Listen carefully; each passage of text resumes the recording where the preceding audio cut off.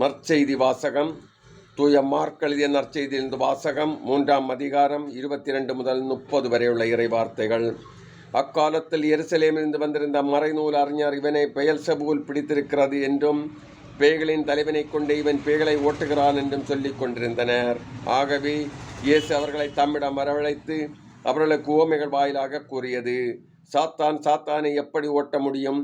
எனக்கு எதிராக தானே பிளவுபடும் எந்த அரசும் நிலைத்து நிற்க முடியாது.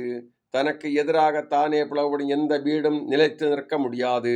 சாத்தான் தன்னை எதிர்த்து நின்று பிளவுபட்டு போனால் அவன் நிலைத்து நிற்க முடியாது. அதுவே அவனது அழிவு. முதலில் வலியவரை கட்டினால் அன்றி அவ்வலியவருடைய வீட்டுக்குள் நுழைந்து அவருடைய பொருட்களை எவராலும் கொள்ளையிட முடியாது. அவரை கட்டி வைத்த பிறகுதான் அவருடைய வீட்டை கொள்ளையிட முடியும். உறுதியாக உங்களுக்கு சொல்கிறேன், தூய ஆவியாரை பழித்துரைப்பவர் எவரும் எக்காலத்தில் மன்னிப்பு பெறார். அவர் என்றென்றும் தீராத பாவத்திற்கு ஆளாவார். ஆனால் மக்களுடைய மற்ற பாவங்கள், அவர்கள் கூறும் பழிப்புரைகள் அனைத்தும் அவர்களுக்கு மன்னிக்கப்படும்.